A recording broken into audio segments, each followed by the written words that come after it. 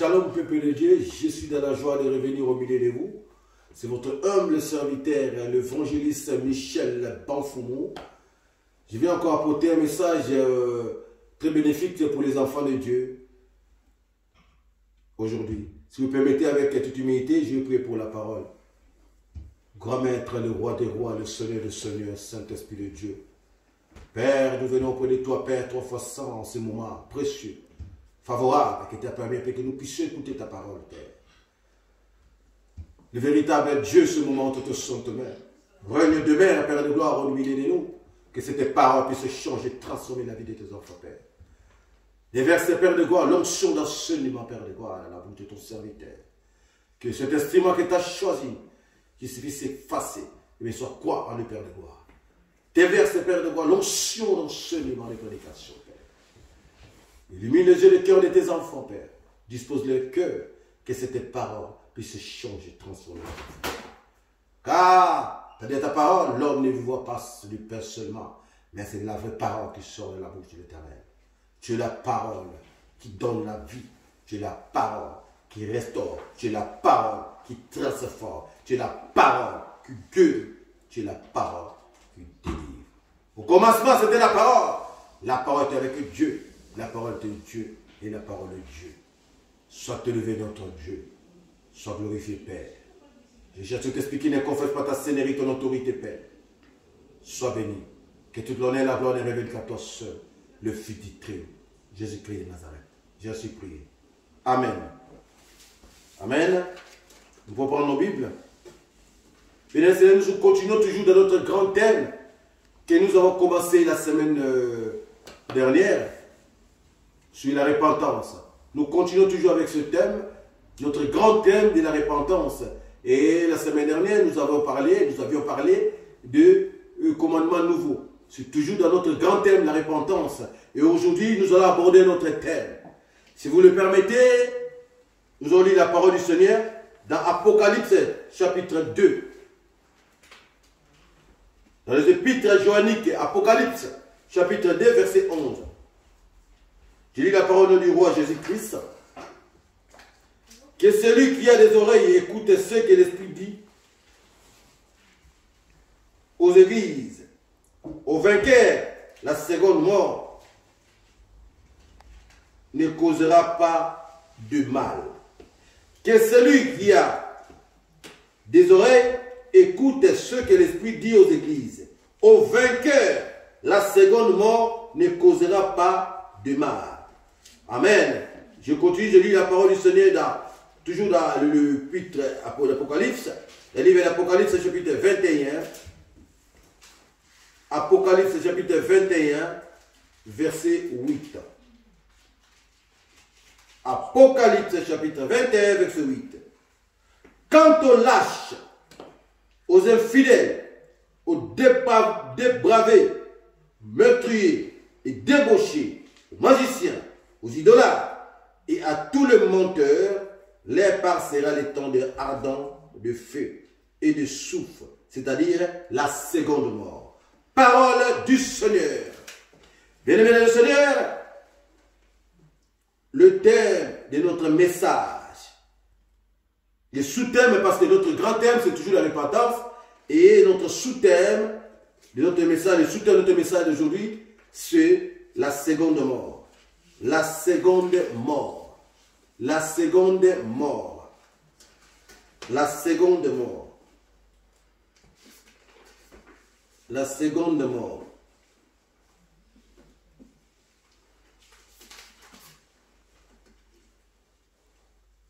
Comme je vous disais tantôt, la semaine dernière, nous avons commencé par la repentance, notre grand thème, la repentance, et nous avons abordé un sous-thème qu'on appelle, le commandement nouveau. Et aujourd'hui, nous continuons, toujours dans notre grand thème de la repentance, nous allons aborder un autre thème qu'on appelle la seconde mort. Dans l'île de Patmos, le Seigneur Jésus-Christ fit tomber l'apôtre Jean en extase et lui montra les événements et les choses à venir. le maître de tous les seigneurs Jésus-Christ de Nazareth, envoie le fils de Zébédée pour écrire aux 7 églises d'Asie, mais en contextualisant ce message de nos jours, les 7 églises symbolisent toutes les églises du Seigneur répandues par le monde. Le même Dieu qui a donné au monde la loi, c'est le même, c'est toujours le même Dieu qui viendra trancher l'affaire lors du jugement dernier. Le Seigneur, en s'adressant aux 7 églises, insiste beaucoup sur la persévérance et la fidélité. Car la fidélité au Seigneur, ou la fidélité au Seigneur, à travers sa parole, témoigne des vrais disciples de Christ. Un chrétien qui ne produit pas de fruits est comparable à un arbre vert qui ne produit pas de fruits. Et bien étant vivants, ces chrétiens-là sont déjà morts spirituellement. On ne peut pas se contenter de dire et de confesser qu'on est chrétien sans avoir les œuvres des chrétiens en soi. Or, il y a toute une multitude de richesses et de récompenses que le Seigneur réserve à ceux qui demeureront fidèles et persévérants jusqu'au bout. À cela, le Seigneur promet de leur donner plusieurs richesses. Entre autres, le Seigneur promet de leur donner de manger les fruits de l'arbre de vie. Le Seigneur promet de leur donner la couronne de vie. Le Seigneur promet de leur donner et ils n'auront rien à craindre de la mort. Ils mangeront de la manne cachée. Et le Seigneur leur donnera les cailloux blancs portant leur nom nouveau. Ils auront l'étoile du matin, qui veut tout simplement dire la première résurrection. Puisque la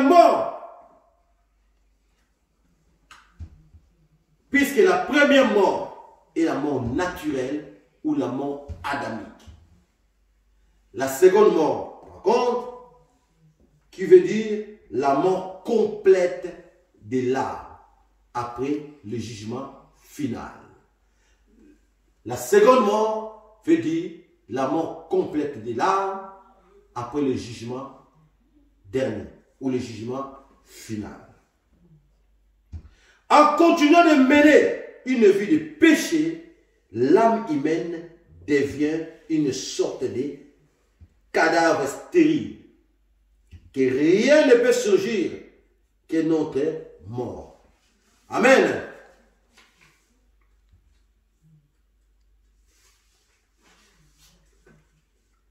Bien-aimé, la pire des choses qui puisse arriver à une personne, c'est de mourir dans le péché. Aussi, sans la vie de Christ, sans avoir Christ dans sa vie. Ou sans avoir connu le Seigneur. Car ces personnes-là vont subir une seconde mort. Celle de leurs âmes. La parole du Seigneur nous dit ceci. Le salaire du péché, c'est la mort. Mais les dons gratuits de Dieu, c'est la vie éternelle en Jésus-Christ notre Seigneur. Nous sommes dans l'épître de Paul aux Romains, chapitre 6, verset 23. Aussi, si quelqu'un, la parole du Seigneur nous dit encore ceci, si quelqu'un détourne l'oreille pour ne pas écouter la loi, sa prière même est une abomination. Nous sommes dans Proverbe chapitre 28, verset 9. Ce verset veut tout simplement dire que toute personne qui refuse d'écouter la parole du Seigneur et refuse de la mettre en pratique, ces dernières, non seulement ne verra pas sa parole, sa prière écoutée, que cette dernière, sa prière sera refusée et considérée comme une abomination à l'égard de l'Éternel notre Dieu. Et ne sera jamais exaucée. Car l'Éternel n'écoute pas et n'agrée pas la prière des pécheurs. Tous ceux qui sont dans le Seigneur doivent mettre en avant leur confession de foi, qui est une remède contre la maladie suprême qui est la mort. Toute personne qui a Christ dans sa vie doit mettre en avant sa confession de foi, qui est une pour vaincre et détruire la maladie suprême qui est la mort. La mort étant une maladie suprême, celle, la foi en Christ Jésus, notre Seigneur peut la neutraliser. Amen. Car le Seigneur détient la clé de la vie, la clé de la mort et du séjour de la mort. Bien-aimé, la seconde mort, c'est aussi le temps de feu, où ceux qui seront séparés de Dieu par les péchés demeureront pour l'éternité. La parole du Seigneur nous dit ceci. Car tout ce qui est né de Dieu triomphe du mal. Et la victoire qui triomphe du monde, c'est notre foi. Et celle qui croit que Jésus-Christ est né de Dieu. Nous sommes dans le premier épître de Jean, dans les épîtres joanniques, 1 Jean, chapitre 5, versets 4 à 5. Dans ce passage, le Seigneur promet que les croyants, vainqueurs du monde ou du péché, ne passeront pas par le temps de feu. Aussi, la seconde mort est réservée à ceux qui ont rejeté Christ.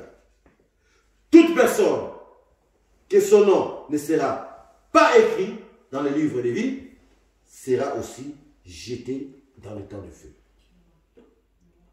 La fin des temps, même la mort et le séjour des morts seront jetés dans le temps de feu. Même la mort et le séjour des morts, à la fin des temps, seront jetés dans le temps de feu. Ainsi que tous ceux dont leurs noms ne sont pas inscrits dans les livres de vie. C'est pourquoi, pour que ton nom soit inscrit dans les livres de vie, tu es obligé d'accepter la personne qu'on appelle la vie, Christ et Jésus, dans ta vie. Pour qu'il demeure ton seul maître, ton seul Seigneur, et le seul Seigneur et sauveur des âmes. La seconde mort est réservée à tous ceux-là, à tous ceux qui sont séparés de Dieu par leurs péchés. Notre Dieu aime beaucoup sa création, mais le péché l'a corrompu. Bien-aimé, le péché est né à cause du désir de Satan de chercher à s'élever au-dessus de Dieu. À cause de cela, il a détruit l'harmonie qui régnait dans le ciel. Désormais, Dieu veut que le péché soit complètement effacé et éradiqué de toute la terre, afin qu'il ne puisse plus jamais réapparaître. Le péché incarné par le mal, la personne du mal qu'on appelle Satan, le diable. Confère Genèse 4, verset 7. Le plan de Dieu est que l'humanité puisse vivre en haïssant le péché et en lui résistant selon le plan de Dieu. Il voulait que l'humanité tout entière puisse vivre tout en haïssant le péché ou le mal incarné par Satan le diable et en lui résistant.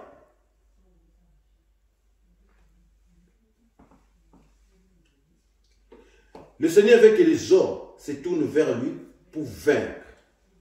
Et celui qui vaincra le péché dans sa vie prouvera que la voie de Dieu est vraiment parfaite.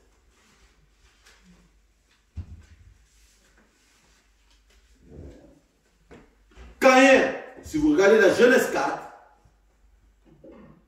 verset 7, Caïn, Genèse 4, verset 7, le Seigneur Dieu avait averti à Caïn. Caïn, les mâles se couchent devant ta porte, mais toi, domine-la, refuse-la. Si tu ne domines pas, c'est lui qui te dominera. Le Seigneur avait donné, nous a donné le pouvoir, a donné le pouvoir à l'homme d'haïr les péchés, de dominer sur les péchés et de chasser, les chasser. Et ce dernier fait partie du travail que Dieu fait pour abolir les péchés pour l'éternité. Toute personne qui appliquera et pratiquera le principe, ce principe, goûtera à la richesse, la rétribution ou la récompense qui est accordée à ceux qui vivent une telle vie. Comme la Genèse 4 toujours, Caïn, courbé sous le poids du péché, cultive à la sueur de son front le sol d'où il a été tiré. Son offrande empoisonnée par ses dispositions intérieures est rejetée par Dieu. Parce que la disposition de son cœur n'était pas bonne. L'humanité qui, sous le signe de l'adoption divine, et Abel et les bons passeurs qui fait paître les troupeaux, les brebis. Et son offrande sera agréable à Dieu ou agréée par Dieu. Cependant, la sanction de l'infidélité n'est pas une malédiction. La sanction de l'infidélité n'est pas une malédiction, mais elle doit au contraire permettre à l'homme de se relever de sa chute. Mais hélas, l'homme se laissera dominer par le péché, jusqu'à tuer l'image de Dieu qui est en lui. Et aussi à tuer le Fils de Dieu lui-même. Bien-aimés, vous savez, la parole du Seigneur dit, nous sommes dans le monde, mais nous ne sommes pas de ce monde. Dans ces derniers temps qui nous restent, nous devons bien choisir, faire de bons choix. Nous devons bien choisir la voie et le chemin à suivre. Selon la pensée de Dieu, selon le plan de Dieu, cet impie, cet incirconcis de Satan, cette créature, a fait rentrer les péchés, les mal. Il est lui-même incarné par les mal, qui s'appelle péché, ou singulier Satan, en cherchant, il est devenu péché, à se mettre au-dessus de Dieu, à bâtir son trône au-dessus de Dieu. Et il avait changé l'harmonie. Et le Seigneur, par son amour, qu'est-ce qu'il a fait? Il nous a sortis au-dedans de lui. C'est pour ça que si vous lisez la parole, dans Genèse, le Seigneur dira, créons l'homme à notre image, à notre ressemblance. Pour qu'il domine. C'est tous les animaux. Pour qu'il domine. Dieu a a sorti l'homme de lui. Nous étions en lui. Dans ses pensées, nous existions déjà. Mais Dieu a créé l'homme dans le but de mater, de dominer, de chasser, de maîtriser, de contenir le péché. Tout ce que Dieu voulait, que l'homme haïsse les péchés et les chasse et de dominer sur les péchés. Mais c'est là, hélas, que l'homme est parti très loin, jusqu'à tuer l'image de Dieu en lui. L'image de lui, c'est-à-dire la nature de Dieu qui était en lui. Et l'homme est parti encore très loin, jusqu'à tuer Dieu lui-même, le Fils de Dieu. Dieu incarné en Fils. Bien aimé, nous sommes dans un temps où tout un chacun doit choisir son camp. Tout un chacun de nous doit choisir le chemin à suivre, la voie à suivre. Dans ces temps où il y a beaucoup de choses qui se passent, on entend beaucoup, on en voit beaucoup dans les réseaux sociaux. Mais ce qui est fait mal, bien aimé dans le Seigneur, les gens obéissent plus à Satan. Les gens écoutent Satan. Les gens ont peur de Satan au lieu d'obéir à leur Seigneur, à notre Seigneur, à notre seul Seigneur, à notre seul Créateur, à notre seul Maître, à notre seul Roi, à notre seul Dieu. Confusion totale. Le diable a envoyé sur ces prédicateurs qui nous prêchent du tout et de n'importe quoi, a envoyé ces faux prophètes, ces faux prédicateurs pour mouiller le peuple de Dieu en sortant des interdits pour décourager les enfants de Dieu. Dans ces temps, tout un chacun doit demander l'esprit de discernement. Bien-aimé, Satan n'a rien créé. Je ne cesserai de le dire, le diable n'a rien créé. Il est lui-même, il est une créature. Il n'a rien créé. Il est une créature comme nous, mais à cette différence, nous sommes de Dieu. Puisque nous sommes créés par l'image de Dieu lui-même. Par l'image de Christ, qui est le Dieu Tout-Puissant lui-même. Incarné en homme. Mais ce qui est déplorable, aujourd'hui, nous remarquons que les gens obéissent. Ils ont peur de Satan. Ils font allégeance à Satan. Ils donnent de la valeur à Satan, de la considération, comme si Satan devient Dieu. Avec Satan, tout est possible. Avec Satan, tout est faisable. Ils oublient que c'est une poussière, c'est un grain de sable. Que si Dieu fait comme ça, on n'en parlera pas de lui. Après les milléniums, on n'en parlera plus de cette circonstance qu'on appelle Satan. Bien-aimé, je vous prêche le vrai Jésus-Christ de Nazareth. Je ne vous prêche pas le bar Jésus. Je vous prêche le Christ, le Fils du Très-Haut, le Maître de tout, le ressuscité du trône, le seul Seigneur et Sauveur, le seul Dieu.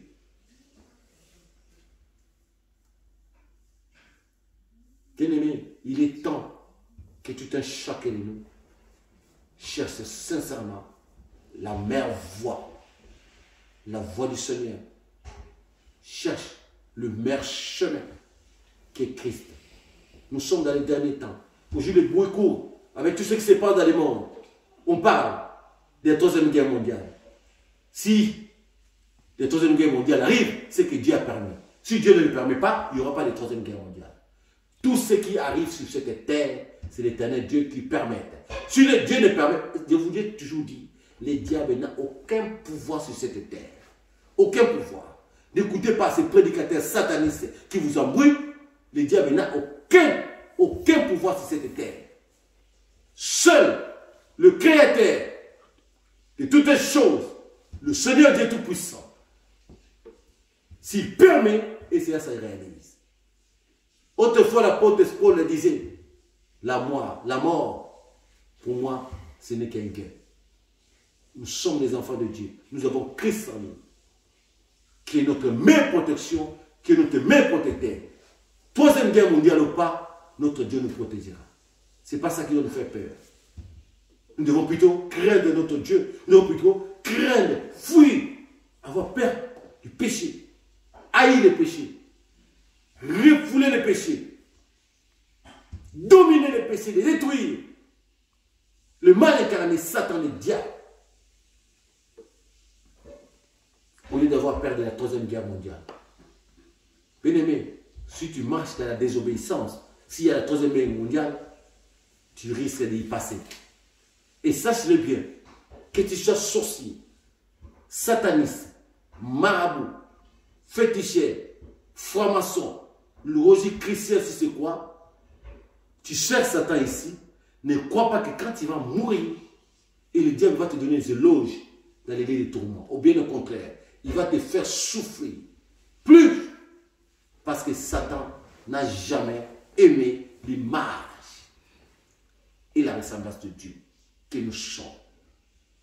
Le problème de Satan, c'est de combattre l'image de Dieu. Parce que s'il te combat, il sait qu'il est entraîné indirectement faire du mal à notre Dieu. Pour faire du mal à notre Dieu, qu'est-ce qu'il fait? Je dois combattre son image. Je dois combattre sa ressemblance, qui est l'homme. C'est pourquoi, bien aimé, si tu es réellement fils d'Adam, puisque Adam, bien qu'il a désobéi, il est Dieu. Adam, si tu es réellement fils d'Adam, que Dieu a donné l'image et la ressemblance, c'est le moment, bien aimé, de choisir ton camp. Nous sommes dans un temps critique où nous avançons petit à petit. La parole du Seigneur nous dit, il y aura des guerres, il y aura des famines, mais nous ne sommes pas à la fin du temps. Ça sera que les douleurs de l'enfantement. Là, nous rentrons dans la phase. Nous sommes au début et nous avançons des douleurs de l'enfantement. Nous avançons petit à petit. Nous sommes déjà au douleur de l'enfantement. Mais ce n'est pas encore la fin. Bien-aimés, nous sommes dans un moment. Nous devons savoir. Nous prions un Dieu qu'on ne connaît pas. Nous prions qu'un Dieu qu'on ne connaît pas. Il est le seul, l'unique, le véritable Dieu. Aujourd'hui, on entend de tout et tout. Même les arbres, où il y a des fleurs, ils sont mauvais. Qu'est-ce que les... Bien aimé, Dieu a tout créé. Comment on peut se laisser borner comme ça? Dieu a tout créé. Et il y a des certaines personnes qui disent, cette fleur-là, c'est les mauvais. Qu'est-ce que la fleur a à voir? Oh, les plantes là, c'est pas bon. Tout a été créé par Dieu. Le diable n'a rien créé. Ne nous laissez pas embrouiller par Satan. Demande plutôt le discernement. Le diable va envoyer ses disciples pour nous embrouiller avec sortir des interdits pour nous décourager. Bien-aimés, avec Dieu, nous ferons des espoirs. Et nous écraserons nos ennemis. Nous servons un Dieu grand miséricordieux, compatissant, rempli d'amour. Quelle grâce d'avoir Dieu. Craignez l'éternel Dieu. Craignez celui qui peut détruire ton corps. Il détruit ton âme.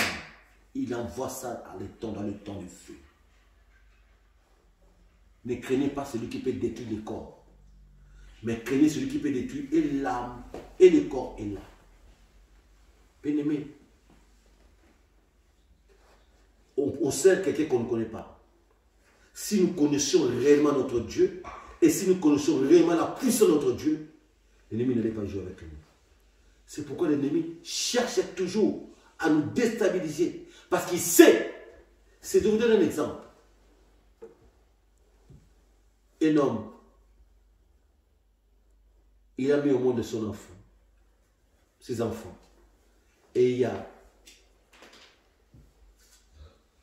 un serviteur, esclave, qui était la bonne de la maison. Serviteur de la maison, il était là pour s'occuper de la maison, nettoyer toute la maison, tout ça, c'est les appels de Satan. Il était là pour nettoyer la maison, tout ça. Il était notre bonne. Et on l'a chassé parce qu'il était désobéi. Et maintenant, qu'est-ce qu'il fait? Il dit, pour que je fasse mal au patron, comme il m'a chassé, moi je vais combattre ses enfants. C'est ce qui se passe avec le diable. Puisqu'il sait qu'il ne peut pas s'approcher de Dieu. Bien aimé, vous croyez vraiment? J'entends beaucoup parler. Le Saint-Esprit m'a enseigné par rapport à ça. Au Christ Jésus, après 40 jours et 48 de jeûne, le diable vient les tenter. Le Saint-Esprit m'a enseigné par rapport à ça. Écoutez-moi, bien-aimé dans le Seigneur. Si le Seigneur a permis que le diable puisse venir les tenter, c'est pour nous faire comprendre, c'est pour nous montrer. Il est venu pour nous enseigner, nous montrer les chemins que nous devons passer. Mais un Satan peut s'approcher réellement de Dieu. Est-ce que vous croyez vraiment un Satan peut s'approcher de Dieu si l'Éternel Dieu ne le permet pas? Ne le laissez pas mourir. Satan peut s'approcher de Dieu. Déjà pour s'approcher d'Adam, il ne pouvait pas. Parce que Dieu avait fait d'Adam de Dieu. Il est passé par la part. Vous croyez réellement que Satan peut s'approcher de Dieu? Après 40 jours et 40 de gêne, le Seigneur a permis que Dieu puisse s'approcher de lui, les tenter, pour nous dire, pour nous montrer le modèle, l'exemple, pour nous enseigner par rapport à ça, que nous pouvons être tentés après la prière, après le jeûne, le sacrifice, il y a des épreuves qui arrivent. C'était d'enseignement. Parce qu'il était là, il est le modèle. Ce n'est pas le fait de prêcher la parole du Seigneur qu'on est vrai serviteur de Dieu ou on est enfant de Dieu. Loin de là. Être enfant de Dieu, c'est mettre en pratique les enseignements des apôtres, la saine doctrine, qui est la vraie parole vivante. Beaucoup sont appelés, mais peu de lui. Si le Seigneur t'ouvre les yeux pour voir tout ce qui se disent, enseignants, prédicateurs, vous serez étonnés. Il y en a des vrais, mais il y a aussi beaucoup de faux. Là où il y a des vrais, il y a aussi des faux. Là où il y a des faux, il y a aussi des vrais. Demandez le discernement de notre Dieu. Nous sommes dans un temps critique. Ce n'est plus le temps de jouer. Ne joue pas avec ta vie. Mon frère, ma soeur. Si tu es dans le mal, c'est le moment d'abandonner le mal. À moins que tu ne sois pas des nôtres. Mais si tu es réellement un fils d'Adam, sorti dans le colonne d'Adam, il est temps de changer son camp. Le salaire du péché, c'est la mort. Le Seigneur a besoin de nous. Le plan de Dieu est vécu. Tout soit sauvé et parvienne au salut. C'est pourquoi, dans notre grand thème du mois, qui est la repentance, le Seigneur est venu nous enseigner pour nous dire qu'il y a une seconde mort. Alors, bien-aimés dans le Seigneur, la seconde mort n'est pas réservée pour nous. C'est pourquoi ne vous étonnez pas. L'apôtre Paul disait, la mort pour moi c'est un gain. Parce qu'il sait, bien étant mort physiquement, il ressuscitera. Il va connaître la première résurrection. Il va revenir à la vie. Mais si toi, tu meurs dans les péchés, tu ne connaîtras pas la vie. Au contraire, c'est la souffrance. C'est le temps de feu. L'enfer éternel. Bien-aimés, nous servons un Dieu. Craignons Dieu.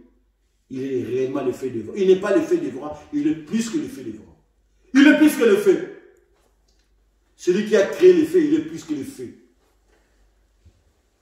Celui qui a créé la lumière, il est plus que la lumière. Il est plus que le feu. Il est plus que la lumière. Il suffit que Dieu cite ton nom. Bien-aimé, tu trembles de ton mère. Il te suffit qu'il t'appelle par ton nom. On sait quelqu'un qu'on ne connaît pas.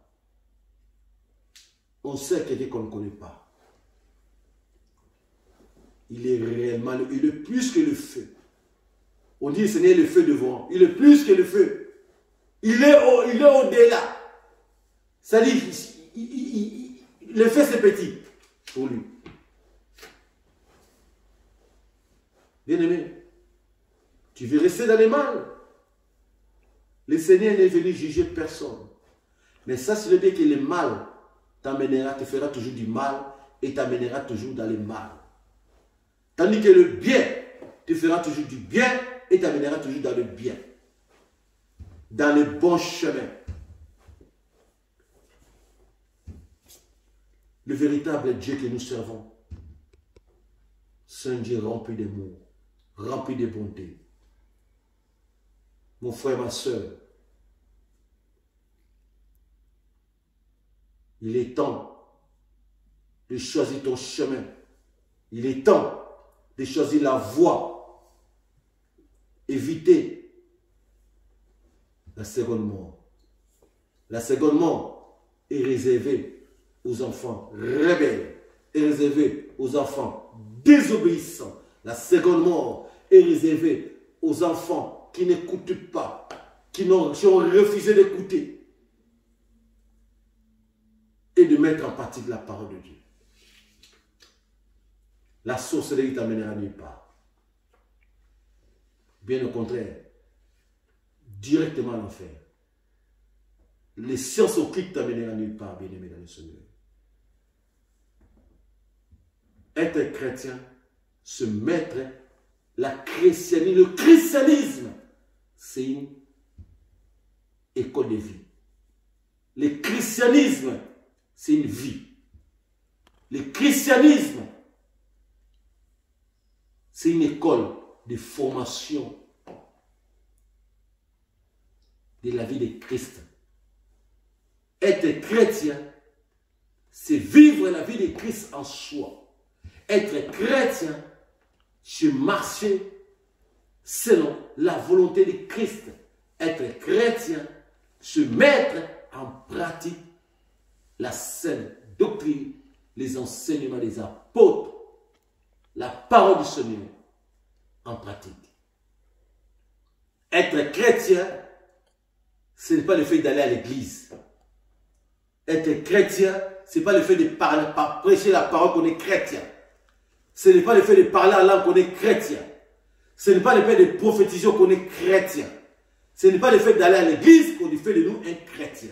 Mais un chrétien, c'est celui qui marche dans la crainte, dans la désobéissance, dans l'humilité, dans la persévérance. Être chrétien, c'est une école de formation, comme Christ. Nous servons celui qui paye toujours ce qu'il cherche. Mon frère, ma soeur, avec le roi Jésus-Christ, nous sommes toujours gagnants. Vous savez, les jours, j'avais toujours l'habitude de prier, de demander à Dieu, Seigneur, fais-moi voir ta gloire. Seigneur, fais-moi voir ta gloire. À chaque fois que je faisais dans les prières, je vais vous raconter une histoire. À chaque fois que je demandais ça, un jour je dormais, j'étais en prière, je crois, et je vis un ange très grand est venu me chercher pour aller voir la gloire de Dieu. Je peux vous garantir, bien-aimé, je pleurais comme un enfant. Je pleurais comme un enfant. Je ne voulais pas voir la gloire de Dieu. Mais je suis la première personne qui demande à Seigneur, fais-moi voir ta gloire. Seigneur, fais-moi voir ta gloire. Donc nous demandons des choses à Dieu qu'on est incapable de supporter. Je pense que le Seigneur, là où il était, il riait, il dit, mais regardez-moi cet enfant. Et des fois, on demande des choses qu'on ne se rend pas compte. Bien aimé, le Seigneur a envoyé un ange me chercher pour aller voir sa gloire. Je pleurais comme un enfant. Je n'ai jamais pleuré comme ça. Pour dire, il y a des fois, on demande des choses qu'on est incapable de supporter. Personne ne peut supporter la gloire de Dieu. Personne. Personne. Personne. Même les anges, quand Dieu vient dans sa gloire, se prosternent. Pourquoi? Personne ne peut supporter la gloire de Dieu. Les chrétiens, de toutes choses. Christ est Jésus, le roi des rois, le Dieu tout-puissant, le maître de tout. Bien-aimé, le monde et tout ce qui les renferme a été créé par Dieu. Le fleuve, les arbres, tout ça a été créé par Dieu. Et il t'a donné à l'homme de gérer. Il t'a donné à toi l'homme de gérer. C'est pourquoi, là, ces derniers temps, avec les boucs secours, on entend beaucoup Gog Magog ce n'est pas encore le temps. Si Dieu fait grâce, je prêcherai si c'est le millénium, si Gog Magog, je prêcherai si c'est là, si l'Armageddon, par la grâce du Seigneur. Nous servons un Dieu qui récompense toujours. Je vous en supplie, dans l'amour du Christ. Venez à Christ, bien-aimés. Venez à Christ, pour tout ce qui est fatigué et chargé. Nous sommes fatigués de la maladie. Nous sommes fatigués de l'oppression. Toi qui es fatigué de la maladie, tu es fatigué de l'oppression, viens à Jésus-Christ de Nazareth. Viens à Christ et Jésus notre Seigneur. Viens à Christ et Jésus notre Sauveur. Toi qui es fatigué des problèmes, viens à notre Dieu. Il est la solution. Toi qui as faim et soif, viens. Il a les peines de vie.